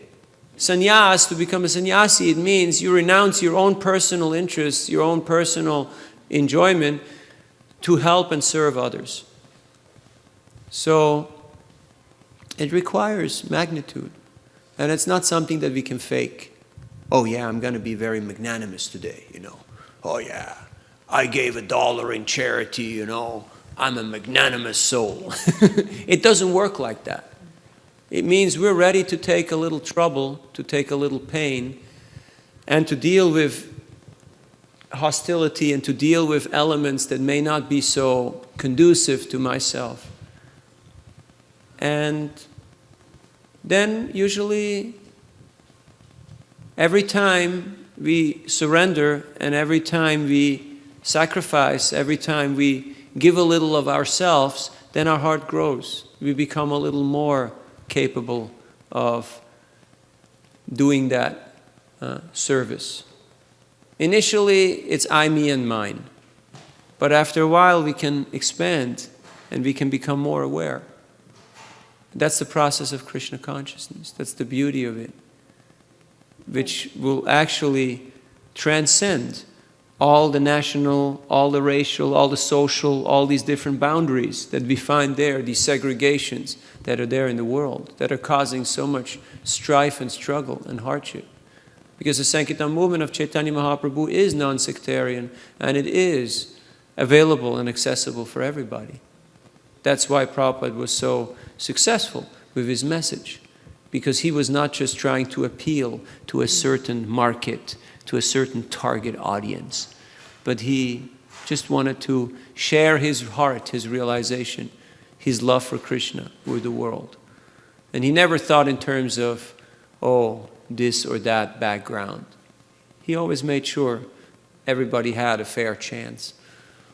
So we should try to get inspired and follow Prabhupada's footsteps. Then by his mercy and his kindness, we can also get some of that realization and become empowered in our own small ways to touch people's lives. Thank you, Prabhuji. You're welcome. You had a point, yeah. Firstly, thank you, Prabhuji, for I'm attending this after long, and I really enjoyed it. I had some very silly questions. Forgive my ignorance, but one of them was why Krishna? There are so many gods, and there's Ram. There are a lot of gods, but we believe in Krishna. So I wanted to understand more on that. The second question was, in the empowerment, there was an example where Krishna empowers Brahma, right? But if I'm not mistaken, Brahma, if you look at the timeline, Brahma, Vishnu, Mahesh, they came earlier. Krishna came in probably at a later stage. So, how does it work out? Yeah, how does it work out? The planning sequence doesn't make sense. We have a problem here. Yeah. Okay. Well, all these things are defined in the Srimad Bhagavatam. So if you read Srimad Bhagavatam, all your questions will be answered. They're technical questions. It's quite easy to answer them, but it will break the flow a little bit. Just to be brief, Ekala Ishvara Krishna Arasava Britya. Krishna is the fountainhead. He's the original source. Just like the sun is the source of all heat and light. You might say, no, the source of heat and light is the light bulb, or it's my stove, it's my heater, But if you trace it back to the original source, you get to the sun. And in the same way with all the demigods, the devas that you mentioned, you can trace them back and it goes back to Krishna. Because Brahma is worshipping Krishna, Shiva is worshipping Krishna, Vishnu is worshipping Krishna. But Krishna, he's also showing respect and appreciation, not just to the devas, but to all living entities. So that is confusing sometimes, because, now who's in charge here? Who's the boss? Because they're all saying, like you read Brihad Bhagavatamrita, you read Gop Kumar's story by Sanatana Goswami, which is a very beautiful book, which explains the whole topic of Srimad Bhagavatam. Every one of the devotees says, no, I'm not the best. It's not me. I'm not the man. I'm not the big guy. Go to him. And that one says, no, it's not me. Go to him. And that one says, no, it's not me. It's that one. So a person who's actually great is humble. And so it is explained in Srimad Bhagavatam, and you will get all your answers. As you have many questions, so did Maharaj Parikshit. And all his questions were answered by Shukadeva Goswami. So take your time, read the books, spend time with the devotees, and your questions will be answered. But thank you for coming. There's no such question of silly or not silly. To have questions is a sign of intelligence, so it means you pay attention and you actually follow the course of the topic and you see, okay, what does this mean for me? So to have questions is good. But we should not just stay on the surface and see the superficiality of things. We should try to go deeper and understand what's behind this whole experience. Okay?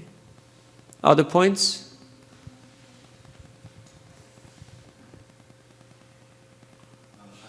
Yes, please. Have a seat and a microphone. You get seats and microphones here. Okay. Please tell me. So, since we are born, so we have this internal tension of proving that we are better than others. So it goes everywhere, from the family. Yes, friends. it's called false ego, ahankar. Yeah. So, how to get rid of this? To get rid of ahankar, Bhagavad Gita explains to us that the first thing that we should understand is that we're never born and we never die. Na jayate mriteva kadachin, nayang bhavitakva na bhuya, ajo nityang shashato yang purano, na hanyate hanyamane sharire. Right now we identify with this body, with this human sharira, with this physical manifestation. And we think I'm man, I'm woman, I'm Indian, I'm American, I'm Swiss, I'm Canadian, I'm Russian, I'm this, I'm that, I'm of this age group, I'm of this educational, professional level. These are all upadis, designations. They're like a shirt. Like right now you wear shirt and cap. Maybe before you had nice suit and tie. You know you're not your hat. You know you're not your shirt. But in the same way, we're also not this body. So the soul is never born. It is unborn. It is everlasting. Just like energy, it can never be destroyed, so it can only be transformed. In the same way, the soul is part and parcel of God, is spiritual energy, Sat Chit Ananda. And it can only take on different forms once it falls under this ahankar, under this false identification of I am the man, I am the controller and the enjoyer. So you remove this ahankar, this controlling and enjoying tendency, and then what's left is you just have the physical elements and you have the soul. And you have a person who is very chill, who is very relaxed, and you can actually deal with them heart to heart, like a normal, happy human being. And I'm sure you've had experiences of that in your own life, because from the line of your questioning, you're concerned about that, because you can see that when the egos are big, they collide with each other, because everybody wants to be the king, everybody wants to be the man, and that causes a lot of friction on a social level, on a familial level, on a political, economical, on a bigger scale. It causes huge catastrophes.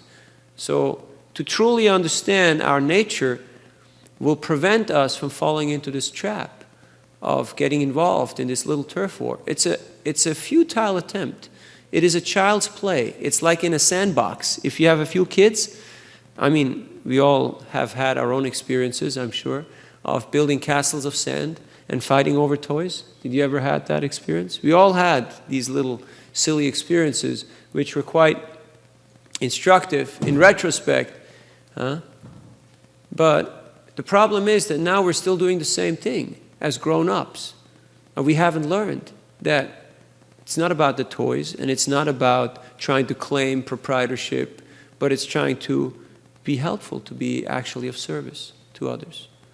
So when you read Bhagavad Gita in the second chapter, Krishna explains the basics, the fundamentals of how this game works. This is like the user's manual for this world.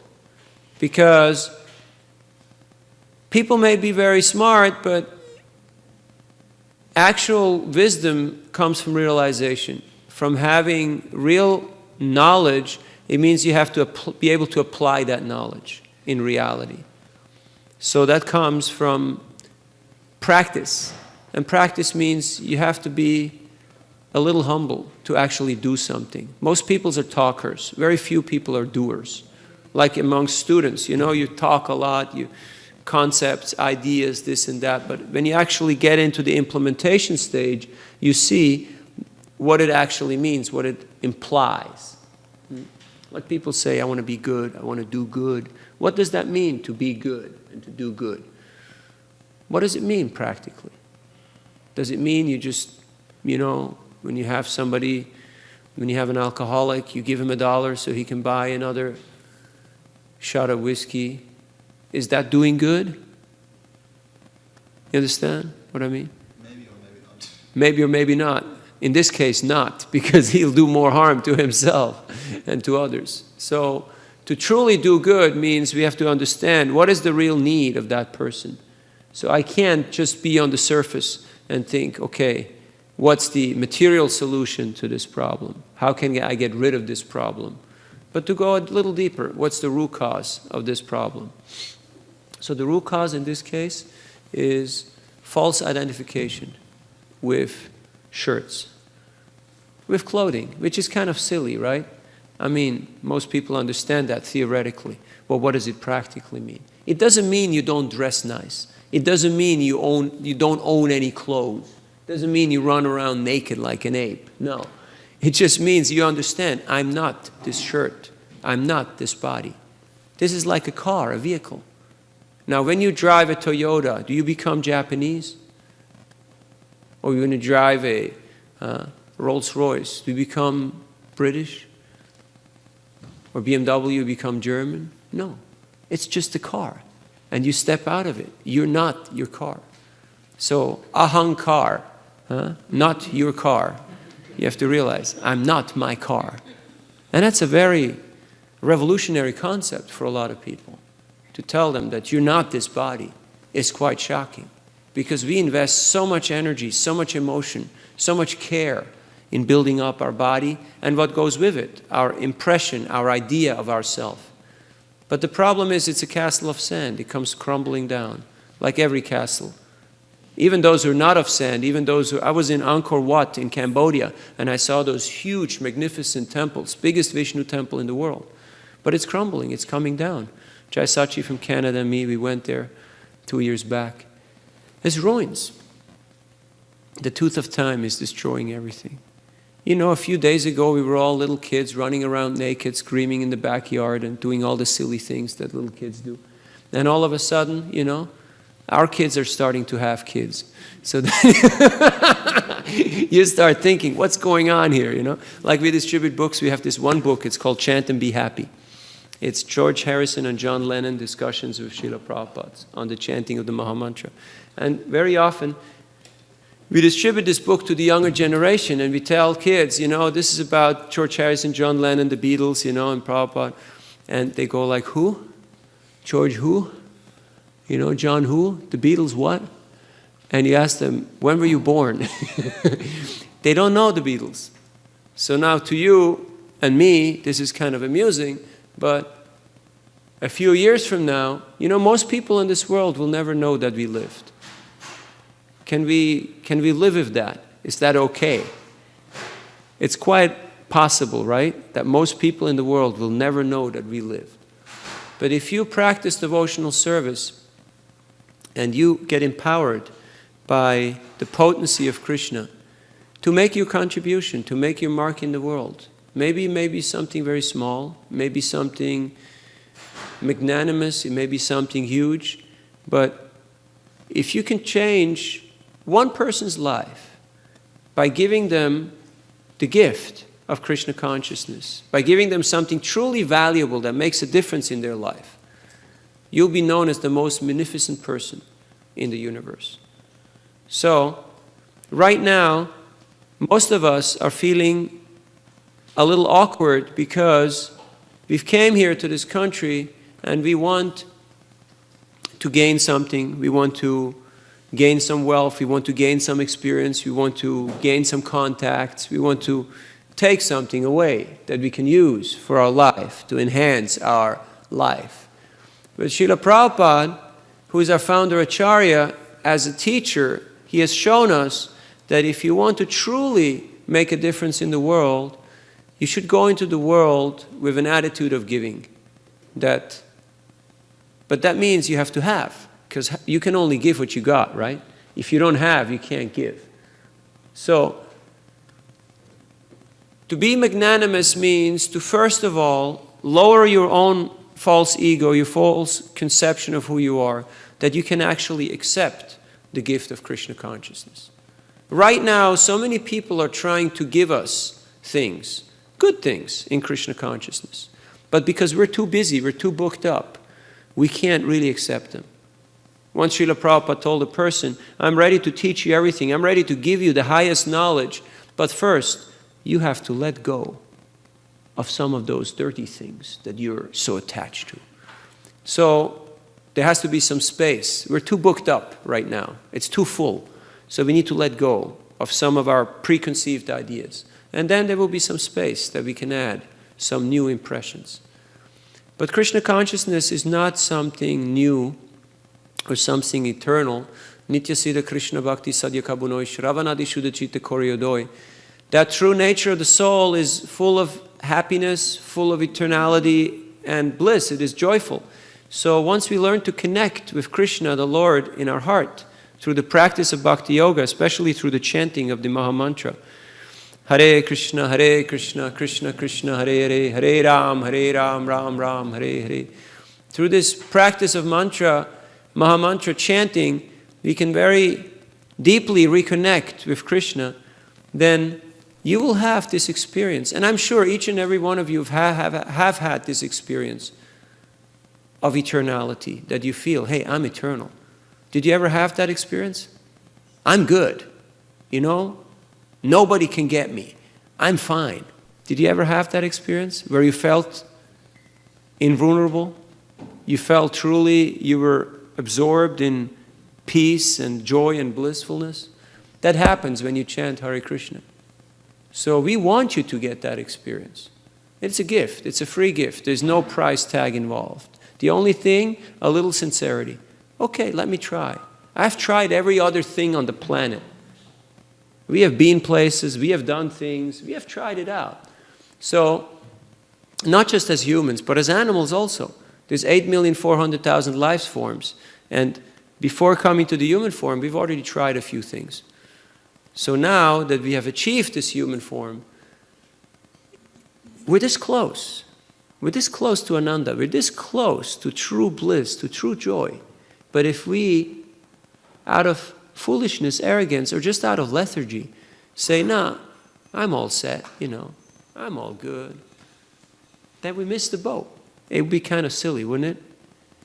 So we have this chance, let's use it wisely by taking up this process of Bhakti Yoga. Now there's nothing to lose. Most of you are scientifically minded, or you have had the chance of being educated through this analytical process. Give yourself a chance. You make this laboratory experiment. Like in a lab, you do a lab experiment, you do some tests. So you say, okay, let me chant this mantra for 1 month. If I don't like it, you can drop it. Can you do this? Just for 1 month. I mean, we went to the gym, we played so many sports, we did so many things that we were obsessed with. And we thought that this is really going to enhance our life forever. And later on, we just smiled and chuckled and moved on. Has this ever happened to you? Or is it just me? That we go through our different phases of, me 1.0, me 2.0. And right now, it should be me 108.0. So we should come to this level of evolution where we can accept and share these true gifts of spiritual knowledge with others. And that will diffuse, that will take out this thorn, this distorting element of misidentification, Just like if you think somebody is somebody else or you misinterpret somebody's intentions, it ruins your relationship. Did that ever happen to you? You misinterpret somebody's intentions and it ruins your relationship. In the same way right now, we're misinterpreting Krishna's intentions, most people's intentions, because we are too much in our bubble, we're too self-absorbed. So chanting of Hare Krishna Mahamantra and reading of Bhagavad Gita will help us to get rid of our misconceptions so we can clear our consciousness to clearly understand. Because what seems to be very simple and evident becomes a little bit jaded by our experiences that we have in this world. Just like you've been deceived or you've been disappointed or we had other types of problems, so we feel that this is the standard scenario. We tend to project this on all the experiences that we get in the world. But it doesn't have to be like that. I don't know whether that answers your question. Thank you. To some extent. So you're here for a while? You live in the area? Yeah, I live in San Jose. Okay. So you're in the neighborhood. Yes. Cool. So come by whenever you can. This place is open 7 days a week. There's a lot of good things going on here. Chanting, dancing, feasting. And some interesting discussions with people who are, ready to extend themselves and make that journey. Because we're here on a journey. We're here to help each other on this spiritual pursuit. It's not about saying, I've arrived. I'm already there. Because if you're already there, then what are you doing in Silicon Valley? That's my question. Because quality of life means you don't have to be afraid. You don't have to struggle. You don't have to compete. You're in the zone. You're good. So when people ask, why Krishna? You see, Brahma works, Shiva works, even Vishnu works. But Krishna, he doesn't work. Krishna only plays. So when you're actually content, there's nothing that you must do to achieve. Because he is the man. He doesn't have to prove to others that he is superior. And to such an extent that he loves to be challenged for fights and defeated by his friends in wrestling. And sometimes Sridham and Sudam, they challenge him and Krishna has to carry them on his shoulders because he was defeated by his friends. Now how can God, the most powerful, the strongest, be defeated by anybody? That's love. Only pure love can defeat God. So if we want to conquer God, if you want to capture his attention, nothing but pure love will do the job. Krishna is not impressed by whatever it is that we may do or that we may profess. But Krishna is conquered by bhakti. And that's not very difficult. Krishna says in the Gita, if you give me with love and devotion a fruit, a flower, a leaf, a little water, whatever you offer, but if you give it with love, if you put your heart into it, I will accept it and I will reciprocate and I will give my heart to you. That's the beauty of bhakti. And Krishna is ready to reciprocate with us. And that's why it's wonderful that we have this temple, that we have the association of the devotees, because we get those little glimpses, those little moments of truth where we feel like, yeah, there is some goodness. Something is there. It's not just something external. So thank you all for coming, for your patience. We have programs here Wednesday evening, Sunday evening, and Saturday morning. But there's programs going on every day from early to late. So you're all welcome to visit on a regular basis. Get to know the devotees, interact with them. Those of you who are new, Mukaravinda Prabhu can help guide you in some of the activities that are happening here at ISV. And thank you all for our listener also on the internet who are watched in. Hare Krishna. I wish you a great week. May you all become empowered by Lord Chaitanya and Shri Radha Madan Mohan, Shila Prabhupada, so that your spiritual desires will become fulfilled. And you can also become an instrument of compassion and touch other people's lives, like Shila Prabhupada did in his own wonderful example. Thank you very much. Hare Krishna.